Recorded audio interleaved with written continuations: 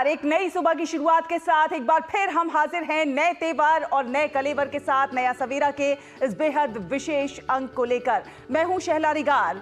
अगले एक घंटे में हम आपको दिखाएंगे देश और दुनिया की ताजा तरीन खबरें। साथ ही साथ बात होगी फिल्म, साहित्य, संगीत और जीवन के संघर्षों से जुड़ी कई कहानियों की। ग्राउंड जीरो से जुड़ेंगे हमारे साथ हमारे संवाददाता भी। शुरुआत करेंगे हेडलाइंस के साथ।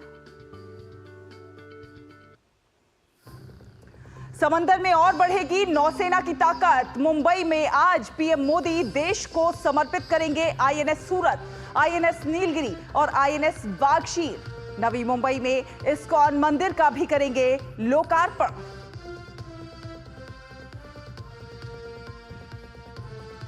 दिल्ली चुनाव में तेज हुआ वीडियो वॉर। राहुल गांधी ने केजरीवाल को फिर दिखाया आईना। आज प्रवेश वर्मा, कैलाश गहलोत, अवध ओझा, रमेश बिधूड़ी समेत तमाम दिग्गज प्रत्याशी भी दाखिल करेंगे पर्चा।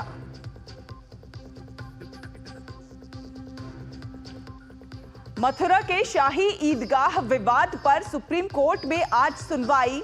मस्जिद प्रबंधन ने अपनी याचिका नामंजूर करने की हाई कोर्ट के फैसले को दी है चुनौती।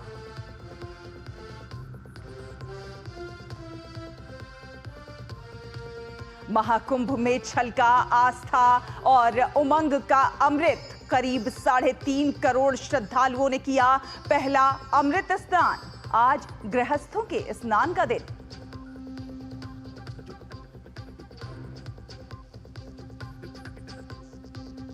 बाइडेन ने क्यूबा से आतंकवाद प्रायोजक राज्य का दर्जा हटाया।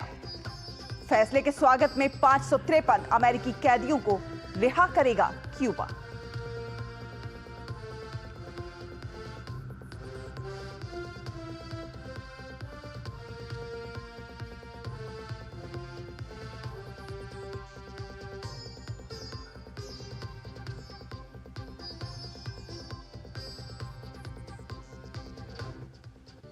तो चलिए सबसे पहले बात करते हैं भारतीय नौसेना में त्रिदेव की। जी हां, रक्षा क्षेत्र में भारत वैश्विक शक्ति बनने की दिशा में आज एक कदम और आगे बढ़ाने जा रहा है, जब प्रधानमंत्री नरेंद्र मोदी नौसेना के 3 अग्रणी युद्धपोतों यानी कि आईएनएस सूरत, आईएनएस नीलगिरी और आईएनएस वागशीर को देश के नाम समर्पित कर देंगे। मुंबई के नौसेना डॉकयार्ड में यह कार्यक्रम होगा। 3 प्रमुख नौसैनिक युद्धपोतों का जलावतरण रक्षा निर्माण और समुद्री सुरक्षा में वैश्विक रूप से अग्रणी बनने के भारत के दृष्टिकोण को साकार करने की दिशा में एक महत्वपूर्ण उपलब्धि है। P-15B गाइडेड मिसाइल डिस्ट्रॉयर परियोजना का चौथा और अंतिम युद्धपोत आईएनएस सूरत दुनिया के सबसे बड़े और सबसे परिष्कृत विध्वंसक युद्धपोतों में से एक है। इसमें 75% स्वदेशी सामग्री है और यह अत्याधुनिक हथियार, सेंसर पैकेज और उन्नत नेटवर्क केंद्रित क्षमताओं से लैस है। P-17A स्टील्थ फ्रिगेट परियोजना का पहला युद्धपोत। आईएनएस नीलगिरी भारतीय नौसेना के युद्धपोत डिजाइन ब्यूरो द्वारा डिजाइन किया गया है। वहीं P-75 स्कॉर्पियन परियोजना की छठी और अंतिम पनडुब्बी आईएनएस वागशीर पनडुब्बी निर्माण में भारत की बढ़ती विशेषज्ञता का प्रतिनिधित्व करती है। इसका निर्माण फ्रांस के नौसेना समूह के सहयोग से किया गया है।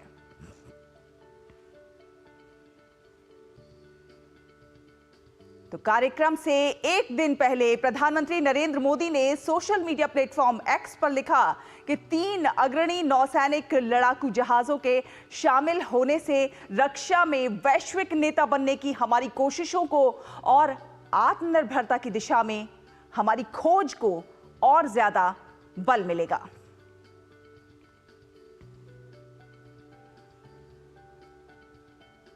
तो आपको बता दें कि पीएम मुंबई में 3 अग्रणी नौसैनिक युद्धपोत राष्ट्र को समर्पित करेंगे। कहीं ना कहीं आत्मनिर्भरता की दिशा में इसे एक बड़ा कदम माना जा रहा है। समंदर में अब नौसेना की जो ताकत है वो और ज्यादा बढ़ने जा रही है। मुंबई में आज पीएम मोदी देश को समर्पित करेंगे आईएनएस सूरत, आईएनएस नीलगिरी और आईएनएस वागशीर। पीएम मुंबई में 3 अग्रणी नौसैनिक युद्धपोत राष्ट्र को समर्पित करेंगे। श्यामा हमारी संवाददाता हमारे साथ जुड़ गई हैं। सुप्रभात श्यामा, कहीं ना कहीं समंदर में नौसेना की ताकत में और ज्यादा इजाफा होने जा रहा है। बिल्कुल शैला, और आपने जो ये पॉइंट कहा कि आत्मनिर्भरता की ओर हम बढ़ रहे हैं, तो बिल्कुल हम काफी अग्रसर भी हैं और एक विश्व गुरु भी बन रहे हैं हम जहाज बिल्डिंग में। शिप बिल्डिंग की अगर बात कर लें तो कुछ ही दशकों पहले की अगर बात कर लें तो हम जो टेक्निकल नो हाउस होते थे या जो बिल्डिंग होती थी वो सारे हम बाहर से करके लाते थे। आज अगर हम बात करें तो भारत आत्मनिर्भरता की ओर में इतना अग्रसर है कि नीलगिरी, जो अगर आप देखें यहाँ मेरे पीछे में जो वॉरशिप है, ये है फ्रिगेट क्लास। इसमें 75% जो एक इंडिजिनियस कंटेंट है वो 75% से ज्यादा है। वहीं अगर आप दूसरी ओर में सूरत है, INS सूरत, उसमें भी 70% से भी ज्यादा इंडिजिनियस कंटेंट है। तो आप समझ सकते हैं कि हम कितनी ज्यादा सेल्फ रिलायंस अचीव कर चुके हैं। इसके अलावा अगर आप देखें तो सूरत और नीलगिरी के बीचों बीच है INS वागशीर, जो पनडुब्बी है। पनडुब्बी, इसमें जो टेक्निकल है नो हाउ है वो हमने फ्रांस से जो फ्रेंच कोलैबोरेशन है उनके साथ लिया है। लेकिन ओवरऑल अगर हम बात करें इसके बिल्डिंग की, तो ये माझगांव डॉक लिमिटेड में ही बना है, यानी कि पूरी तरीके से ये भारत में इसका निर्माण हुआ है। पूरी तरीके से अगर आप देखें शैला इस इवेंट को, तो ये काफी एक ऐतिहासिक इवेंट होने जा रहा है, क्योंकि अपने हिसाब का ये पहला इवेंट होगा जहां पर 2 वॉरशिप, एक पनडुब्बी एक साथ प्रधानमंत्री उसका जलावतरण करेंगे, उसकी कमिश्निंग करेंगे। और अगर हम बात करें स्ट्रेंथ के हिसाब से तो नीलगिरी जो है INS नीलगिरी, वो अपने क्लास की पहली शिप है, यानी कि इसके बाद में और शिप्स बनेंगी, वॉरशिप्स बनेंगी। ये है फ्रिगेट क्लास।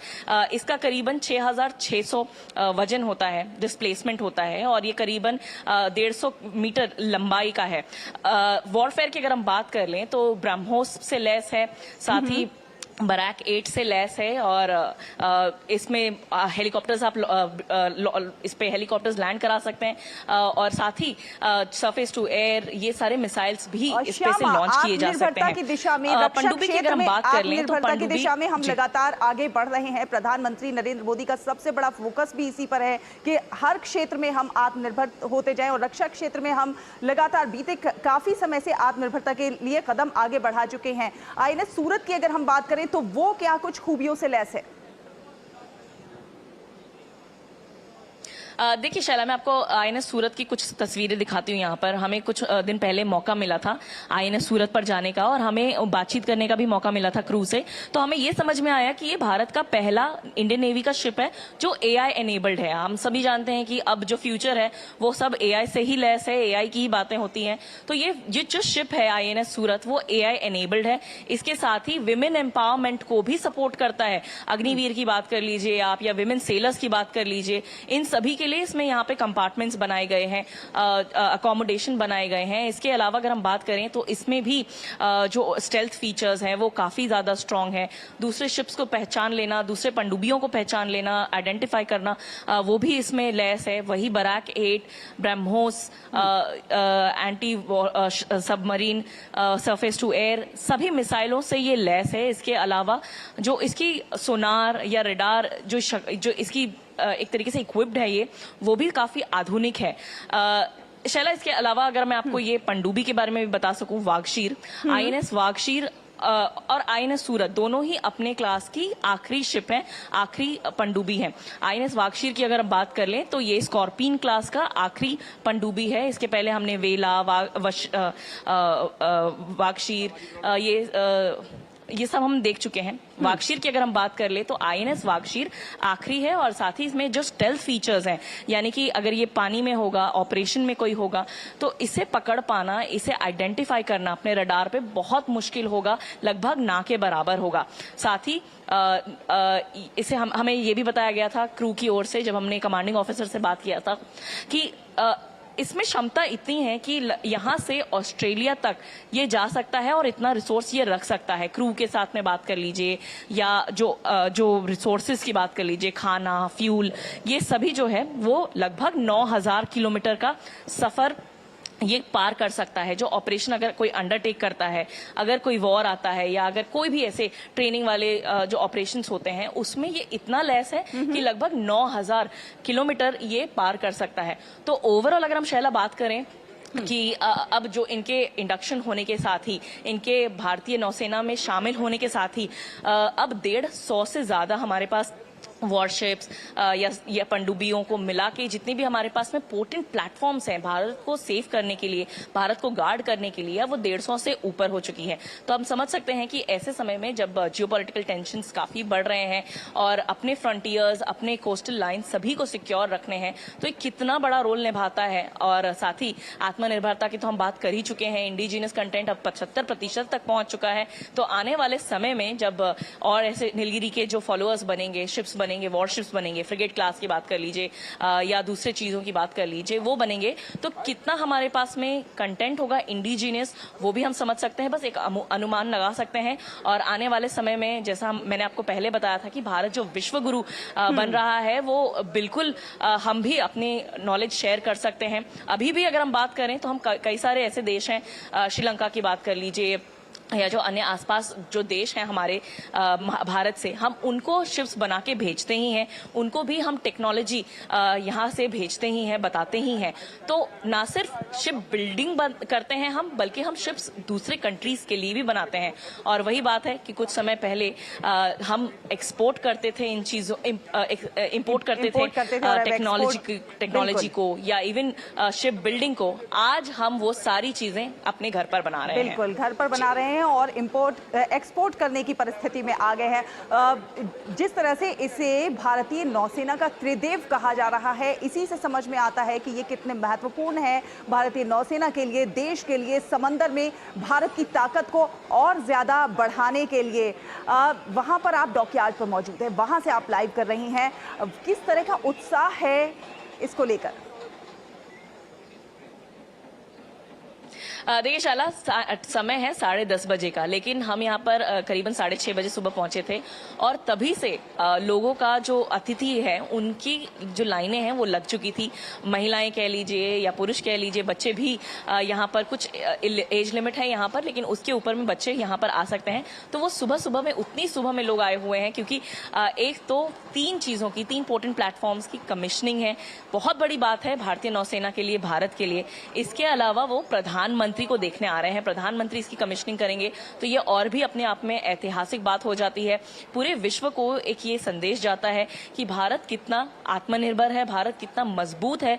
और एक तरीके से कि एक साथ 3 जहाज, शिप्स, वॉरशिप्स को और साथ ही पनडुब्बी को एक साथ अगर हम लॉन्च करने की क्षमता रख सकते हैं, तो आप समझ सकते हैं कि पूरा विश्व हमारे पास में एक लीडर की तरफ में देख सकता है। साथ ही हमारे पास में क्या एक्सपर्टीज है, कैसे हम आगे आने वाले समय में चीजों को बदलेंगे, नयापन लाएंगे, वो कैसे लाएंगे। भारत की ओर सभी जो देश हैं, बाकी अन्य देश हैं, वो एक तरीके से लीडर की रूप में देखता ही है। और ये भी एक बहुत इंपॉर्टेंट बात होगी जहां पर सभी की निगाहें लगी होंगी कि किस तरीके से भारत जो है अब एक नया इतिहास रच रहा है। जी श्यामा, बहुत बहुत धन्यवाद हमारे साथ जुड़ने के लिए और ये तमाम अपडेट डॉकयार्ड से लाइव सीधा हमारे दर्शकों से साझा करने के लिए। और आगे बढ़ेंगे, खबरों में बात करेंगे नवी मुंबई में अध्यात्म के नए केंद्र की। जी हां, प्रधानमंत्री नरेंद्र मोदी आज महाराष्ट्र के नवी मुंबई में एशिया के दूसरे सबसे बड़े इस्कॉन मंदिर का लोकार्पण करने जा रहे हैं। 12 साल के निर्माण के बाद तैयार हुआ है ये मंदिर, जो 170 करोड़ की लागत से बनाया गया है और 9 एकड़ के क्षेत्र में फैला हुआ है। प्रधानमंत्री नरेंद्र मोदी बुधवार 15 जनवरी को नवी मुंबई के खारघर स्थित भव्य इस्कॉन मंदिर का उद्घाटन करेंगे। 12 सालों के निर्माण के बाद तैयार हुआ ये मंदिर 170 करोड़ की लागत से बनाया गया है और इसे एशिया का दूसरा सबसे बड़ा इस्कॉन मंदिर माना जा रहा है। ये मंदिर 9 एकड़ में फैला हुआ है और पूरी तरह सफेद संगमरमर से तैयार किया गया है। इस मंदिर का निर्माण international society for Krishna consciousness ISKCON ने किया है। इस मंदिर में कई देवताओं के विग्रह के साथ एक वैदिक शिक्षा केंद्र, प्रस्तावित संग्रहालय और सभागार और उपचार केंद्र आदि शामिल है। इसका उद्देश्य वैदिक शिक्षाओं के माध्यम से सार्वभौमिक बंधुत्व, शांति और सद्भाव को बढ़ावा देना है। ये मंदिर नवी मुंबई के खारघर सेक्टर 23 में बनाया गया है। मंदिर के उद्घाटन समारोह में राज्यपाल CP राधाकृष्णन, मुख्यमंत्री देवेंद्र फडणवीस, उप मुख्यमंत्री एकनाथ शिंदे और अजीत पवार भी उपस्थित रहेंगे। Within this premise, we have one center that consists of, the big temple over here of Radha Shri Radha Madan Mohan Ji, Shri Darbar of Shri Sitaram Lakshman Hanuman, Shri Gaur Nitai, and then we have the Dashavtar temple. And apart from that, we have a building where we have a Vedic college, the free of cost education we are providing, and then we are providing a Brahmachari ashram, then Brahmacharini ashram, then we have a Sannyas ashram, and the wonderful Srila Prabhupada, the founder Acharya's memorial over here. भगवान श्री कृष्ण की लीलाओं को 3D तस्वीरों में संगमरमर के canvas पर उकेरा गया है। मंदिर में अंतर्राष्ट्रीय गेस्ट हाउस, सुंदर बगीचा और फव्वारे बनाए गए हैं। नौका उत्सव के लिए विशाल तालाब, वैदिक शिक्षा कॉलेज और लाइब्रेरी, विशाल प्रसादम हॉल, आयुर्वेदिक हीलिंग सेंटर, शुद्ध शाकाहारी रेस्तरां भी बनाए गए हैं। मंदिर परिसर में भगवान श्री कृष्ण की लीलाओं को कलात्मक रूप में दर्शाया गया है। बांग्लादेश में इस्कॉन मंदिर पर हुए हमले के बारे में बात करते हुए खारघर इस्कॉन मंदिर के ट्रस्टी और अध्यक्ष डॉक्टर सूरदास प्रभु ने कहा कि वो इस कायरतापूर्ण हमले की निंदा करते हैं। उन्होंने बांग्लादेश के संबंध में भारत सरकार की नीतियों का भी समर्थन किया। Purpose of this center is also to make people happy by giving them the diversified Vedic culture like Bhagavad Gita, Bhagavatam, and other scriptures like Upanishad, Chaitanya Charitamrita, and other things are also taught. We like to pray to the Supreme Lord, let the Bangladeshis become, wonderful devotees. In fact, I just want to tell you very clearly, Bangladesh recently was on the top, export-oriented country, but now everything has declined. Why it is declining? Because they have not understood the mercy of brotherhood. ये मंदिर आध्यात्म का नया केंद्र बनेगा। यहाँ भक्त न केवल भगवान श्री कृष्ण की आराधना करेंगे, बल्कि अपने मन को शांति और स्थिरता प्रदान करने के लिए भी इस स्थान का सहारा लेंगे।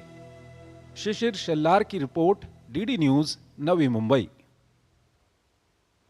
और आपको बता दें कि महाराष्ट्र के उप मुख्यमंत्री एकनाथ शिंदे ने कहा है कि प्रधानमंत्री नरेंद्र मोदी आज मुंबई में महायुति विधायकों का मार्गदर्शन करेंगे। शिंदे का ये कहना है कि लोगों ने महायुति को भारी बहुमत दिया है, इसलिए उनकी जिम्मेदारी भी बढ़ गई है। उनका कहना है कि प्रधानमंत्री ने लगातार उनकी सरकार का समर्थन किया है और यही कारण है कि महाराष्ट्र की सरकार ने पिछले 2.5 वर्षों में बेहद अच्छा प्रदर्शन किया है और यही कारण है कि लोगों ने उन्हें इतना बड़ा बहुमत दिया है। प्रधानमंत्री नरेंद्र मोदी जी मुंबई में आ रहे हैं और वो महायुति के सभी विधायक जो हैं उनको मार्गदर्शन करने वाले। ये बहुत बड़ी हमारे लिए सौभाग्य की बात है और खुशी की बात है कि स्वयं खुद आदरणीय प्रधानमंत्री जी हमारे महायुति के एमएलएस को मार्गदर्शन करेंगे, क्योंकि जो लैंडस्लाइड मैंडेट लोगों ने दिया है, जनता ने दिया है, अभी हमारे महायुति की जिम्मेदारी और बढ़ गई है, क्योंकि 2.5 साल में जो महायुति ने काम किया उस काम को लोगों ने अंजाम दिया और इस चुनाव में नतीजा भी दिया। राज्य के जनता के लिए, राज्य के विकास के लिए और हमारे महायुति के विधायकों के लिए बहुत ही काफी महत्वपूर्ण है।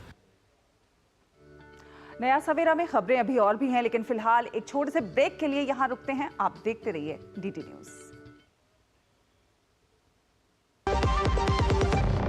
एक ऐसा तबका जो रिटायरमेंट के बारे में आज भी बिल्कुल नहीं सोचता, वो है औरतें। औरतें कमा के भी वल्नरेबल हैं। सो एनपीएस एक इक्वालिटी ला रहा है, हम सब एक बराबर प्लेटफॉर्म पे हैं। अपने बेहतर कल को सुनिश्चित करने के लिए एनपीएस जरूरी है। जब धरती चीर कर निकलता है लोहे का पत्थर और मिलता है मोंगिया के जोश से, फिर तपता है, पिघलता है और बनता है फौलाद। अब होता है सरिया सारी खूबियों के साथ। मोंगिया स्टील, मजबूत देश का मजबूत सरिया।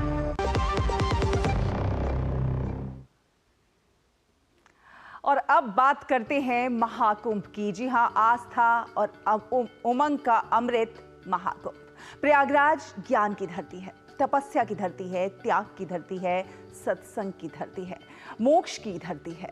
प्रयाग है संतों की भूमि, हरिहर और ब्रह्मा का क्षेत्र होने के साथ ही इस पावन धरा को श्री हनुमान जी महाराज और भारत जी महाराज जैसे भक्त शिरोमणि के चरण कमल को भी धारण करने का सौभाग्य प्राप्त हुआ है।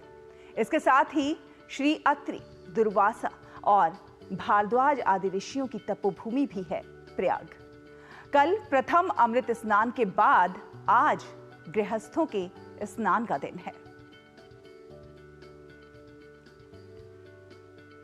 तो 13 जनवरी पौष पूर्णिमा से शुरू हुए 45 दिवसीय इस महाकुंभ के तीसरे दिन भी त्रिवेणी संगम पर श्रद्धालुओं का आना लगातार जारी है।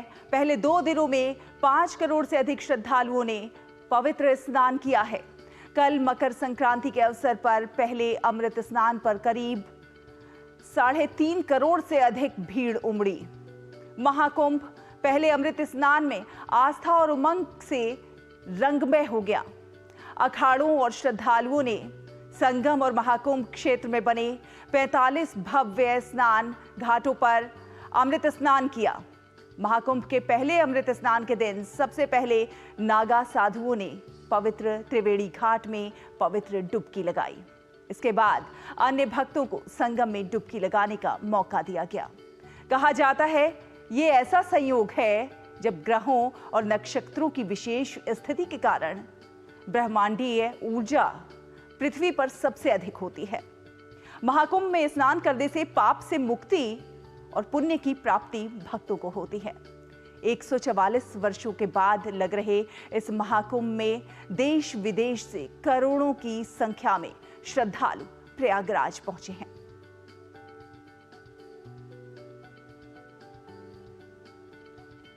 तो अमृत स्नान के भव्य दिव्य दृश्य को और भी ज्यादा मनमोहक और खूबसूरत बनाने के लिए उत्तर प्रदेश के मुख्यमंत्री योगी आदित्यनाथ ने श्रद्धालुओं पर हेलीकॉप्टर से पुष्प वर्षा कराई।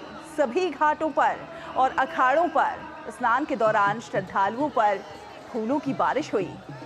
हेलीकॉप्टर से गुलाब की पंखुड़ियों की बारिश देखकर संगम तट पर मौजूद श्रद्धालुओं ने अभिभूत होकर जय श्री राम और हर हर महादेव के नारे लगाए। पुष्प वर्षा को लेकर योगी सरकार के निर्देश पर उद्यान विभाग ने पिछले काफी समय से इसकी तैयारी करी थी। इसके लिए गुलाब की पंखुड़ियों की खास तौर पर व्यवस्था की गई थी। उद्यान विभाग की ओर से महाकुंभ के शुरू के 2 दिनों के लिए 40 क्विंटल से अधिक मात्रा में गुलाब के फूलों का स्टॉक जमा किया गया था।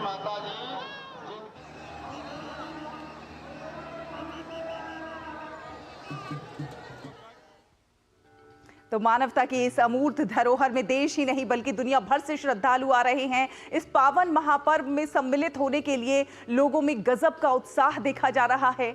मन में श्रद्धा सहेजे श्रद्धालु गंगा और यमुना के संगम में पवित्र जल में स्नान कर रहे हैं। महाकुंभ पर आपको दिखाते हैं हमारे संवाददाता अश्विनी की ये खास रिपोर्ट।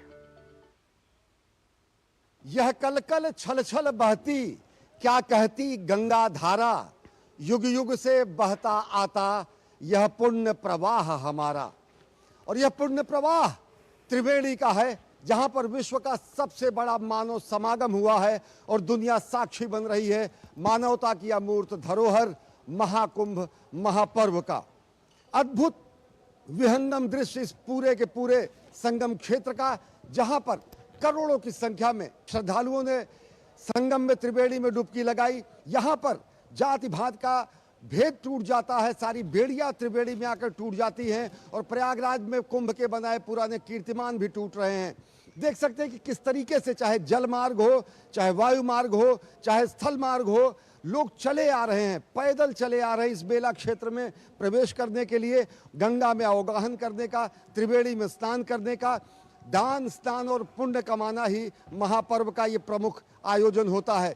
सनातन संस्कृति की सभी धाराएं आकर यहाँ त्रिवेणी में जब समाहित होती हैं महाकुंभ के अवसर पर, पूरी दुनिया अचंभित होकर देखती है कि कैसे करोड़ों करोड़ों की संख्या में श्रद्धालु अनुशासित तरीके से आते हैं, मर्यादित तरीके से आते हैं, स्नान करके चले जाते हैं।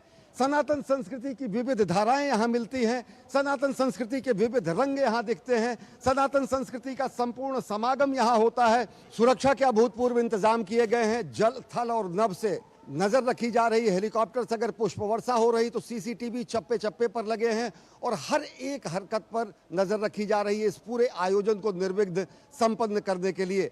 ये सनातन की शाश्वत धारा है, अजस्र धारा है जो शाश्वत काल से बहती आ रही है। और अनंत काल तक ये बहती रहेगी।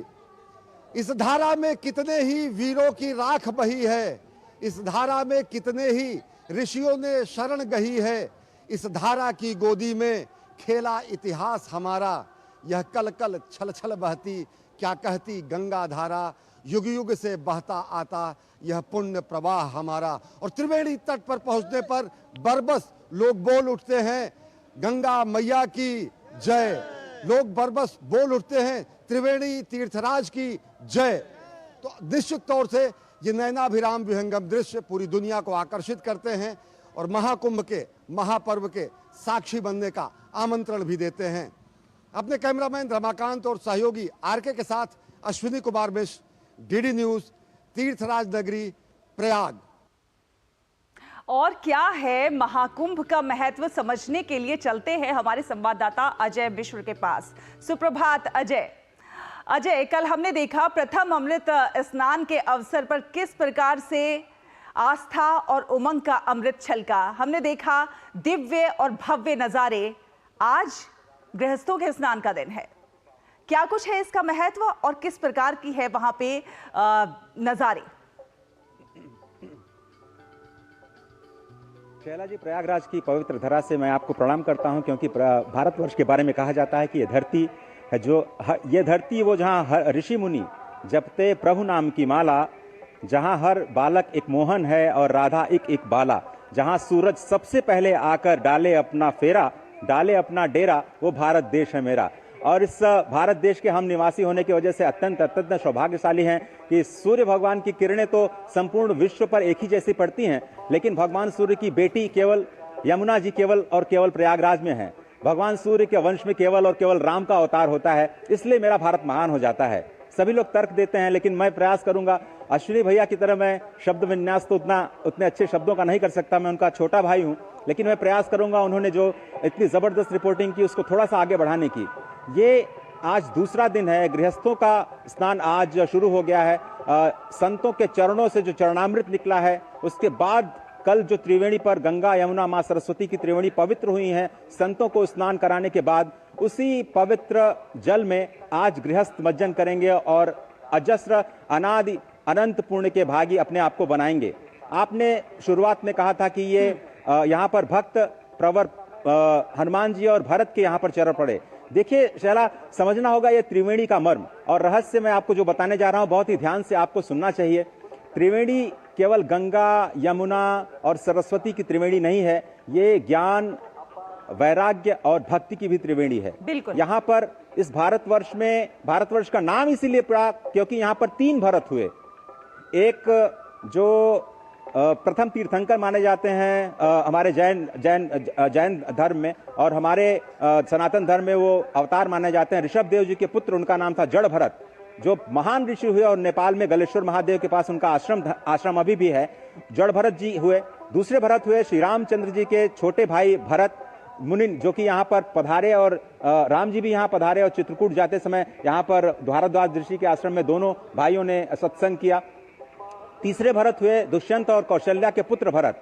इन्हीं तीनों भरत के नाम पर मेरे इस पवित्र देश का नाम पड़ा है भारत, जो पहले तो आर्यवर्त के नाम से जाना जाता था।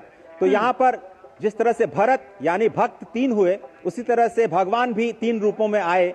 राम की अगर मैं बात करूं तो राम, बलराम और परशुराम, ये जब तीनों राम एक साथ मिलते हैं तभी हमारा ये भारतवर्ष राममय होता है। तो ये भक्तों और भगवान के मिलन की घड़ी है, ये संतों और भक्तों के मिलन की घड़ी है। संत भगवान के स्नान के बाद आज गृहस्थों के स्नान की बारी है। बिल्कुल अजय, कहते हैं कि जो धर्मात्मा प्रयाग, पुष्कर और कुरुक्षेत्र में स्नान करता है वो परम धाम को प्राप्त करता है। प्रयागराज में हम देख रहे हैं कि इस समय पूरी दुनिया समाई हुई है कहीं ना कहीं। संगम के तट पर साधु सन्यासी तो हैं ही, हम आप जैसे आम लोग भी हैं जो कि ईश्वर में तल्लीन हैं, आस्था की एक बूंद को प्राप्त करने के लिए। बिल्कुल सही कहा आपने शैला, और जिन शब्दों का आपने चयन किया उसके लिए मैं आपको धन्यवाद देना चाहता हूं। और कहा गया है कि ग्रहाणाम च यथा सूर्यो नक्षत्राणाम यथा शशि, यानी ग्रहों में जैसे सूर्य भगवान सर्वश्रेष्ठ हैं और नक्षत्रों में चंद्रमा सर्वश्रेष्ठ स्थान रखता है। तीर्थानाम उत्तमम तीर्थम प्रयागाख्यानुमत्तमम, यानी तीर्थों में प्रयाग सबसे उत्तम तीर्थ माना गया है। उसी बात को आगे बढ़ाते हुए मैं आप ही की बात को आगे बढ़ाता हूं और आपको बताता हूं कि ये सबसे उत्तम तीर्थ क्यों है, जिसका वर्णन तमाम मत्स्य पुराण, पद्म पुराण और महाभारत आदि ग्रंथों में, और प्रयाग की महिमा, प्रयाग महात्म्य मुझे लगता है पुराणों में सबसे ज्यादा कहे गए हैं। क्यों कहे गए हैं? क्योंकि यहाँ पर अक्षय वट है, वही अक्षय वट जहां पर इस सृष्टि के प्रलय के बाद भगवान स्वयं एक बाल रूप में अपने अंगूठे को चूसते हुए उस अक्षय वट के पत्ते पर शयन करते हैं। वटस्य पत्रस्य पटे शयानम बालम मुकुंदम मनसा स्मरामि। हम सभी लोग उनका भजन करते हैं उस बाल स्वरूप का। और जब भगवान श्री कृष्ण बाल रूप में आ जाते हैं तो भगवान शंकर जो उनके आदि सखा हैं, यहाँ वेड़ी माधव के जो आदि सखा शिव हैं, जो स्वयं अक्षय वट के रूप में स्थापित हैं, वो भी बाल रूप में आकर के उन्हीं के साथ पत्ते पर लीला करते हैं। तो यह भगवान शिव और भगवान कृष्ण के, भगवान माधव के मिलन की भूमि है, हरिहर की भूमि है, और इसीलिए इसका नाम स्वर्णाक्षरों में अंकित है। जब माता सीता यहाँ पर आई भगवान श्री राम के साथ, तो वनवास के समय कौशल्या माँ ने माता को आशीर्वाद दिया था, अचल रहे अहिवात तुम्हारा जब लगी गंग यमुन जलधारा। यानी तुम्हारा अहिवात यानी तुम्हारा सौभाग्य अखंड रहे, अचल रहे। माँ कौशल्या ने ये माता सीता को आशीर्वाद दिया था, और वही आशीर्वाद आज भी जो हमारी माताएं हैं वो अपने बहुओं को देती हैं। कहते हैं कि जब तक गंगा और यमुना की धार बहे तब तक आपकी जिंदगानी रहे, तब तक आप लोग फूले फलें। तो इस तरह के आशीर्वाद की जो परंपरा है, जो भगवान ने शुरू की, माँ कौशल्या ने शुरू की, वो आज तक इसी गंगा यमुना की अजस्र धारा की तरह बढ़ती जा रही है। और यही संगम तट जहाँ पर माँ यमुना ब्रह्मद्रवी माँ गंगा को देखती हैं और उसमें अपने आप को विलीन कर देती हैं, क्योंकि उनको लगता है कि मैं तो भगवान की पटरानी हूँ, कालिंदी हूँ। चौथी पटरानी जो इंद्रप्रस्थ में भगवान कृष्ण का विवाह हुआ, इंद्रप्रस्थ से चलती हैं, यहाँ पर प्रयागराज में आती हैं, तो उनको लगता है करे नारायण स्वयं ब्रह्म के द्रव के रूप में मेरे समीप आ रहे हैं। तो माँ यमुना अपने अस्तित्व को उसमें विलीन कर देती हैं, यानी ज्ञान में भक्ति को विलीन कर देती हैं, और उसके बाद माँ यमुना यहाँ समाप्त हो जाती हैं, गंगा ही बन जाती हैं। और यही गंगा यहाँ से सागर की तरफ जाती हैं और मकर संक्रांति के दिन गंगा सागर में वो मिल जाती हैं। तो ये मुझे लगता है कि इस तथ्य को, इस रहस्य को समझने में जो समझते हैं इसको, उनको बहुत आनंद आ रहा होगा। और आज का दिन भी अत्यंत पावन है, अगले 45 दिन भी ऐसे ही रहने वाले हैं। बिल्कुल, प्रयागराज में महाकुंभ में दिव्य भव्य और विराट जो स्वरूप है महाकुंभ का वो नजर आ रहा है। देश ही क्या, दुनिया भर से यहाँ पर श्रद्धालु मौजूद हैं। विदेशों के तमाम श्रद्धालु हैं जो यहाँ आकर आस्था में तल्लीन हो चुके हैं। कैसे देखते हैं? आपकी बहुत लोगों से बात भी हुई होगी, किस तरह से वो आस्था में तल्लीन है, या पर्यटन के लिहाज से भी बहुत सारे लोग आ रहे हैं? बिल्कुल सही कहा आपने, बहुत सारे लोग पर्यटन के लिहाज से आ रहे हैं। और ये तीर्थराज प्रयाग के सार को थोड़ा सा कम जरूर करता है।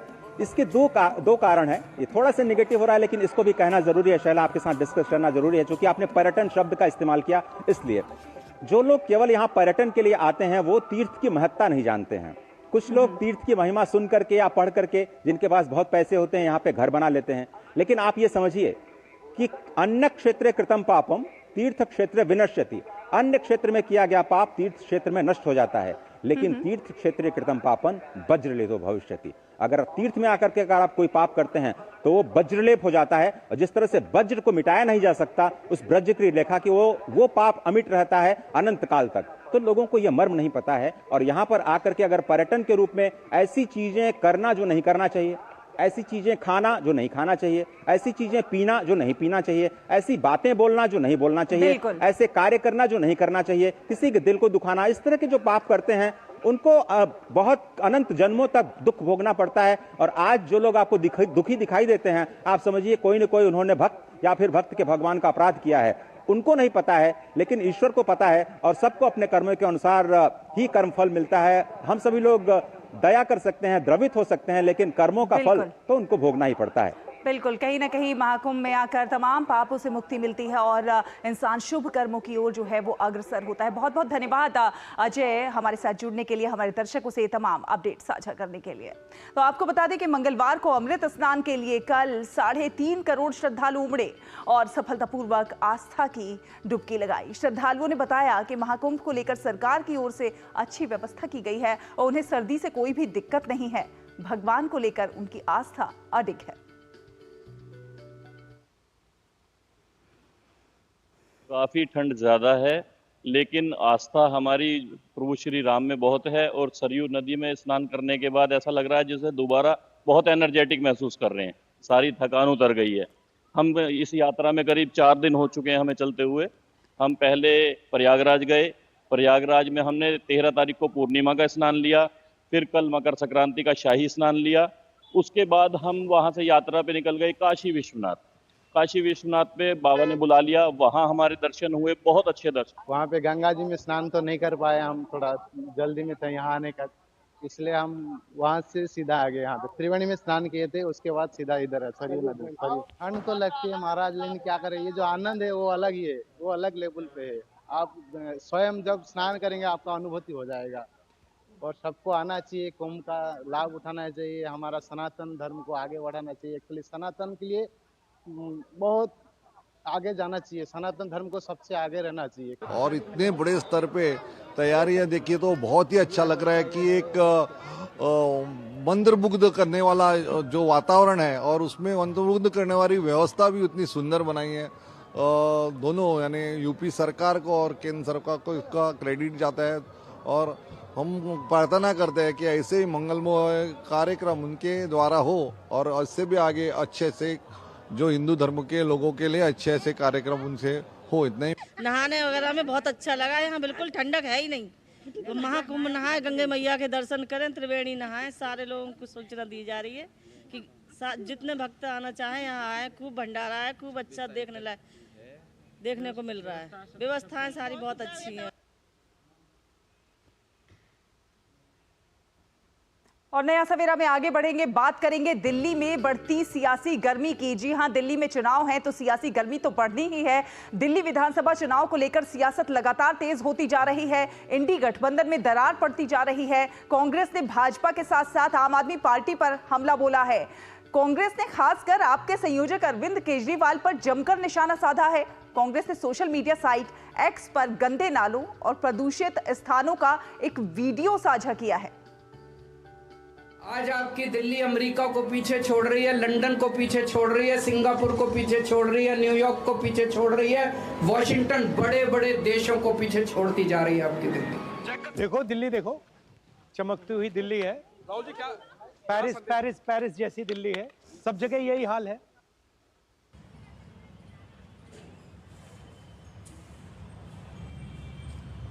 अब इन्होंने इतना टेम्परेरी, और इसके लिए मैंने भी एलजी से टाइम मांगा है इनकी कंप्लेंट करने के लिए कि जो ये करप्शन हुई है इसके अंदर भी 6 महीने के अंदर ही कैसे ढह गया नाला पूरा।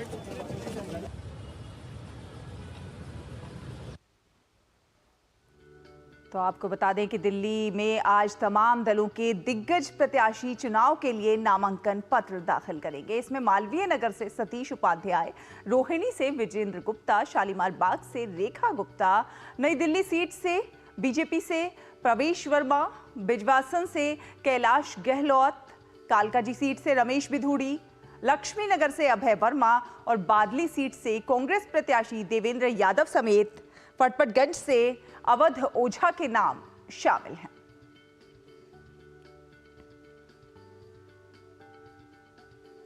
कांग्रेस ने दिल्ली विधानसभा चुनाव के लिए अपने उम्मीदवारों की तीसरी लिस्ट जारी कर दी है, जिसमें 16 उम्मीदवारों के नामों की सूची जारी की गई है। प्रमुख उम्मीदवारों में मुंडका से धर्मपाल लकड़ा, हरिनगर से प्रेम शर्मा, आरकेपुरम से विशेष टोकस, ओखला से अरीबा खान और गोकुलपुर से पार्टी ने ईश्वर बागड़ी को चुनावी मैदान में उतारा है। तो कांग्रेस ने जारी की है उम्मीदवारों की सूची दिल्ली विधानसभा चुनाव 2025 को लेकर।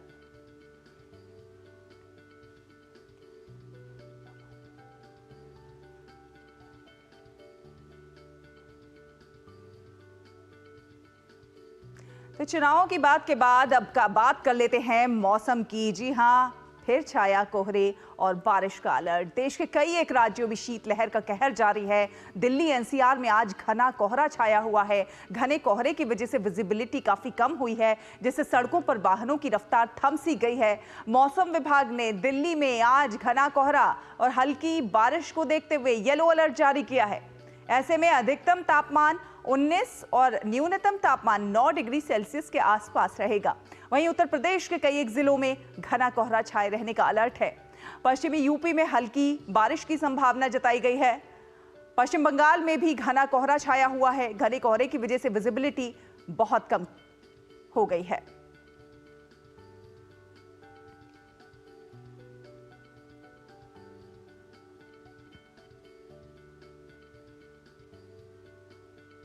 और नया सवेरा में खबरों में आगे बढ़ेंगे। देश की एकता और अखंडता के लिए जीवन न्यौछावर करने वाले वीर जवानों के सम्मान में आज पूरा देश 77वां भारतीय सेना दिवस मना रहा है।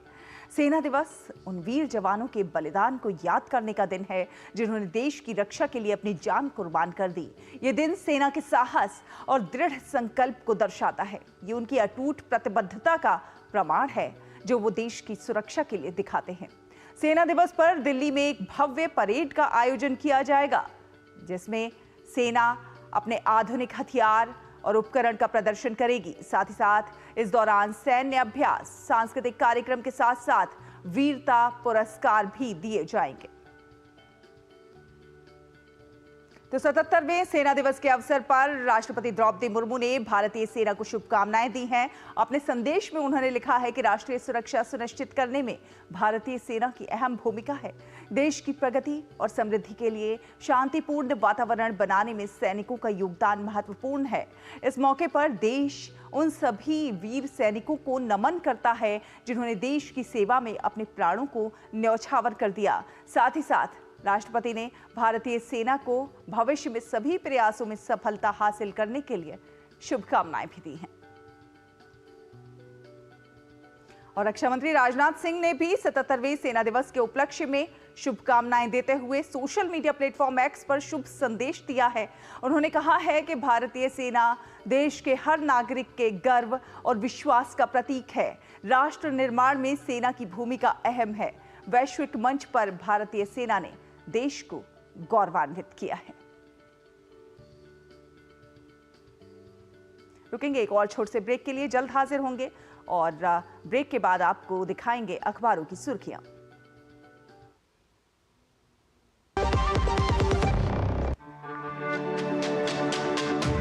मेरी पसंद, मेरी पसंद, मेरी पसंद, मेरी पसंद, हमारी पसंद, हम सबकी पसंद। मजबूत देश का मजबूत सरिया मोंगिया स्टील।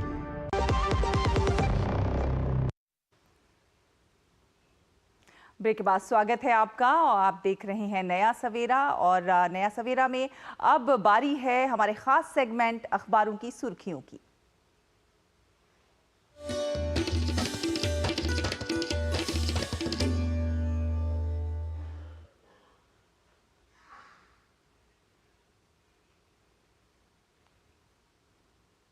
तो अखबारों में क्या कुछ है खास, आज देश भर से दिल्ली से जो प्रकाशित अखबार हुए हैं उन पर नज़र डालेंगे। लेकिन उससे पहले चलिए आपको लिए चलते हैं। हमारे स्टूडियो में हमारे साथ मौजूद हैं हमारे सहयोगी मुकुल शर्मा। मुकुल, आज क्या कुछ खास है अखबारों से? शुक्रिया शैला। देखिए, जो तमाम खास खबरें हैं नया सवेरा में हम अपने दर्शकों को लगातार बता ही रहे हैं, लेकिन कुछ ऐसी खबरें जन तक जो हमारे दर्शक हैं पहुंच नहीं पाते, वो अलग अलग न्यूज़ जो पेपर्स हैं, समाचार पत्र हैं, उसमें प्रकाशित हुई हैं और उन्हीं में से कुछ जो खबरें हैं हम लेकर आए हैं। जो पहली खबर की अगर बात की जाए वो जुड़ी हुई है हमारे रक्षा क्षेत्र को लेकर। दरअसल रक्षा मंत्री राजनाथ सिंह ने कहा है कि पीओ के बिना कश्मीर जो है वो अधूरा है। जी हाँ, ये बयान उन्होंने दिया है। दरअसल उन्होंने ये जो बयान है जम्मू कश्मीर के अखनूर इलाके में दिया था, एक पूर्व सैनिकों की रैली को संबोधन के दौरान उन्होंने ये बात कही और उन्होंने बताया कि किस तरीके से जो पीओ के क्षेत्र है वहाँ पर तमाम जो गतिविधियाँ हैं, आतंकवादी गतिविधियाँ हैं, उनको चलाया जा रहा है। लेकिन भारत की कोशिश यही है कि तमाम इस तरह की जो गतिविधियाँ हैं उन पर नकेल कसी जा सके और उसके लिए हर स्तर पर जो कार्रवाई की जानी चाहिए उसको करने के लिए भी भारत हमेशा तैयार है। अब बढ़ते हैं अगली खबर की ओर। अगली खबर जो है वो जुड़ी हुई है किस तरीके से नवीकरणीय ऊर्जा को लगातार सरकार बढ़ावा दे रही है। और उसी में जब हम सौर ऊर्जा संयंत्र की बात करते हैं, लोगों को लगता था कि इसके लिए शायद आपको कुछ पैसे जो हैं वो देने पड़ेंगे, लेकिन अब सरकार की तरफ से आपको बता दें जो सौर ऊर्जा संयंत्र हैं उसमें 2 नए मॉडल लॉन्च किए जा रहे हैं, जिसमें संयंत्र के लिए आपको पैसे नहीं देने होंगे, जो कि बिल्कुल पूरी तरीके से निःशुल्क रहेगा। अलग अलग घरों में जिस तरीके से जो अभी तक इस योजना के तहत जो टारगेट था सौर घर ऊर्जा को लेकर, किस तरीके से 1 करोड़ घरों पर नवीकरणीय ऊर्जा को बढ़ावा देते हुए जो सौर ऊर्जा के संयंत्र हैं वो लगाए जाएंगे। लेकिन अब इन 2 नए मॉडल्स के बाद माना जा रहा है कि इसमें और तेज़ी जो है वो नज़र आएगी। कहीं ना कहीं जो लोग हैं वो उसको बढ़ावा दे रहे हैं। सरकार की नीतियाँ काफ़ी कारगर साबित हो रही हैं इसको लेकर, और उसी का जिक्र इस खबर में भी किया गया है कि किस तरीके से पीएम सूर्य घर योजना को और बढ़ावा दिया जा रहा है और इस योजना को और मजबूत किया जा रहा है। अब बढ़ेंगे अगली खबर की तरफ। जो अगली खबर है वो जुड़ी हुई है कि जो हमारा श्रमिक हैं, दरअसल श्रम मंत्रालय ने कहा है कि तमाम जो राज्य हैं वो श्रमिकों को बीमा और स्वास्थ्य लाभ दें। एक प्रयास किया जा रहा है कि कैसे जो तमाम श्रमिक हैं उनका एकीकरण किया जाए और उसके बाद अब उनको तमाम जो स्वास्थ्य सुविधाओं की बात की जाती है, बीमा सुविधाएं हैं, ये देनी चाहिए। ये कहा गया है। दरअसल केंद्रीय श्रम मंत्रालय ने राज्यों से सभी श्रमिकों को स्वास्थ्य बीमा और आकस्मिक लाभों को 100% तक सुनिश्चित करने की बात कही गई है, जिससे सामाजिक सुरक्षा लाभों का जो विस्तार है वो हो सके। तो ये काफ़ी महत्वपूर्ण एक खबर, जिसके चलते माना जा रहा है कि जो श्रमिक हैं उनके लिए काफ़ी कारगर रहेगी और सरकार लगातार उनके हित में प्रयास कर रही है। और एक और खबर है, उसे अपने दर्शकों को रूबरू कराना चाहेंगे। न्यायिक प्रणाली से खिलवाड़ ना करें, ये कहकर सुप्रीम कोर्ट ने 1 लाख रुपए का जुर्माना भी लगाया। दरअसल सुप्रीम कोर्ट में आपको बता दें, इस तरह के जब कई मामले आते हैं जो कि बेबुनियाद रहते हैं, जिनका कोई आधार नहीं होता, उनके लिए कहीं ना कहीं एक सबक के तौर पर भविष्य में इस तरह की जो हम कह सकते हैं जो मामले हैं दर्ज ना किए जाएं, उनको एक सबक के तौर पर देखते हुए सुप्रीम कोर्ट ने ये जुर्माना लगाया है। दरअसल एक याचिकाकर्ता ने अलग अलग राज्यों में करीब 11 साल से 10 से ज़्यादा जो मामले हैं वो दर्ज कराए थे, सुप्रीम कोर्ट में वो आए थे। और ऐसे मामले भविष्य में ना आए, क्योंकि ना सिर्फ इसमें समय की खराबी होती है, बल्कि जो महत्वपूर्ण समय है जिसमें शायद जो दूसरा मामला है वो लिया जा सकता है, उसको समय दिया जा सकता है, वो नहीं लिया जाता। तो उसको देखते हुए भविष्य में इस तरह के कोई भी मामले, निराधार मामले ना आए सुप्रीम कोर्ट में, ये यहाँ पे जुर्माना लगाया गया है। अब बढ़ते हैं अगली खबर की ओर। आपको बता दें 9.4 तक बढ़ सकती है तनख्वाह। खासतौर से जो हमारा उद्योग क्षेत्र है, दरअसल भारतीय कर्मचारी विभिन्न उद्योग क्षेत्र में करीब 9.4% की जो वृद्धि है, वेतन वृद्धि, वो नज़र आ सकती है। ये अनुमान लगाया है मानव संसाधन परामर्श कंपनी है मर्सर, जिसने कुल पारिश्रमिक सर्वेक्षण यानी अगर हम बात करते हैं TRS की, तो उसमें ये अनुमान जताया है। और खासतौर से पिछले 5 वर्षों की भी बात की जाए तो हमने देखा है किस तरीके से वेतन में वृद्धि दर्शाई गई है, और अब ये एक नया अनुमान है जो कि जाहिर तौर पर एक सकारात्मक रूप में हम देख सकते हैं। अब आइए रुक लेते हैं शैला का। जी शैला। बहुत बहुत धन्यवाद मुकुल, इतने कम समय में इतनी सारी सुर्खियां हमारे दर्शकों तक पहुंचाने के लिए। और अब देखते हैं दुनिया भर की कुछ खास खबरें।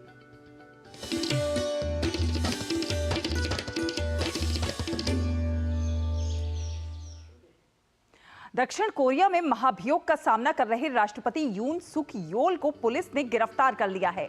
गिरफ्तारी के बाद राष्ट्रपति ने एक वीडियो संदेश जारी कर कहा है कि उनके खिलाफ जांच अवैध है। यून सुक योल ने कहा है कि वो भ्रष्टाचार जांच कार्यालय के समक्ष पेश होने को तैयार हैं। करीब हजारों पुलिस अधिकारियों की टीम ने राष्ट्रपति आवास में घुसकर उन्हें गिरफ्तार किया। इससे पहले 31 दिसंबर को दक्षिण कोरिया की एक अदालत ने यून सुक योल को गिरफ्तार करने के लिए वारंट जारी किया था। यून सुक योल ने पिछले साल 3 दिसंबर को मार्शल लॉ लगाने का ऐलान किया था, लेकिन विरोध होने पर उन्होंने इसे कुछ घंटों के बाद ही वापस ले लिया था। और अमेरिकी राष्ट्रपति जो बाइडेन ने क्यूबा पर लगे प्रतिबंधों में ढील देने की योजना बनाई है। बाइडेन ने ट्रंप के पदभार ग्रहण करने से पहले क्यूबा को आतंकवाद के राज्य प्रायोजक की सूची से हटाने की घोषणा की है। क्यूबा सरकार ने प्रतिबंधों में ढील देने के फैसले की प्रशंसा की है। साथ ही साथ उन्होंने कहा है कि भविष्य में अमेरिकी प्रशासन का ये फैसला पलट सकता है। क्यूबा के राष्ट्रपति मिगुएल डियाज कैनेल ने कहा है कि उनकी सरकार बातचीत के बाद धीरे धीरे 553 कैदियों को रिहा करेगी। और अब बात कारोबार की।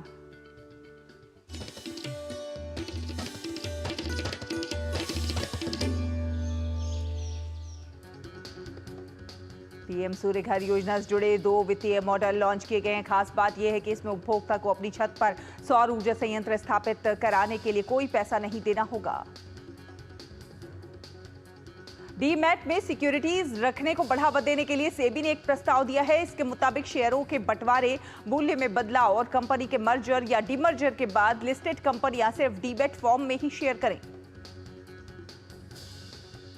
भारत के 3 बैंकों विश्व बैंक के सर्वाधिक मार्केट कैप वाले 25 बैंकों में शामिल हो गए हैं। इसमें HDFC बैंक, ICICI बैंक और स्टेट बैंक ऑफ इंडिया शामिल हैं। एयर इंडिया महाकुंभ के कारण घरेलू और अंतर्राष्ट्रीय स्तर पर मांग बढ़ने के कारण वो दिल्ली और प्रयागराज के बीच डेली फ्लाइट का संचालन करेगी। 25 जनवरी से लेकर 28 फरवरी के बीच इस रूट पर फ्लाइट्स का संचालन होगा। SBI और HDFC जैसे बड़े बैंकों के साथ छोटे बैंकों ने भी फिक्स्ड डिपॉजिट पर ब्याज दरों को बढ़ाया है। बैंक अधिक मात्रा में डिपॉजिट को आकर्षित करने के लिए FD पर ग्राहकों को अतिरिक्त ब्याज दर ऑफर कर रहे हैं। और अब खबरें खेल जगत से।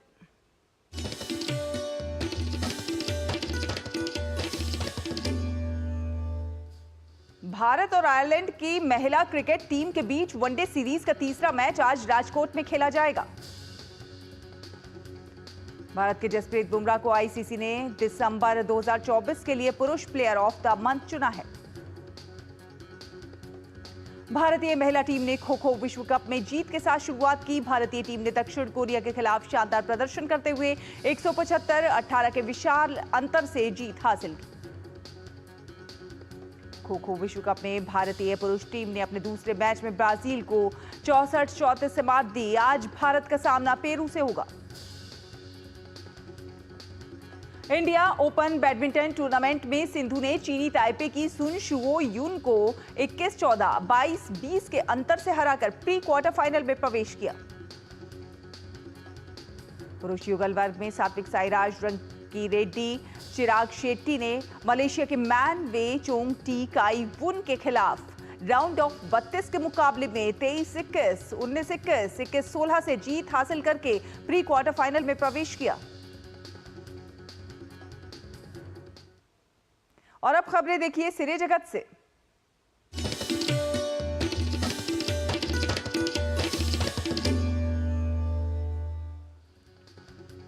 रवीना टंडन की बेटी राशा थरानी ने जानवी, खुशी और सुहाना से उनकी तुलना करने वालों को जवाब देते हुए कहा कि अभी तक उनकी फिल्म रिलीज नहीं हुई है, इसलिए अभी लोगों का ये तुलना करना गलत है। फिल्म महाअवतार नरसिम्हा का टीजर जारी हो गया है। ये फिल्म एक ऐतिहासिक और पौराणिक कथा को आधार बनाकर बनाई जा रही है, जो भगवान विष्णु के नरसिंह अवतार पर केंद्रित होगी।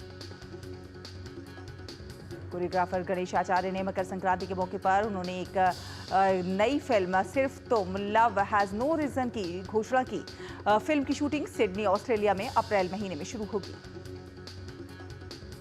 अक्षय कुमार और वीर पहाड़िया स्टारर फिल्म स्काई फोर्स 24 जनवरी को गणतंत्र दिवस पर थिएटर्स में रिलीज होने वाली है।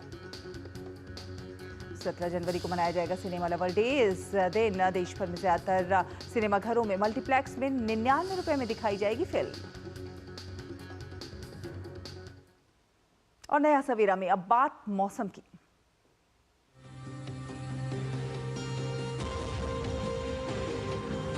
उत्तर भारत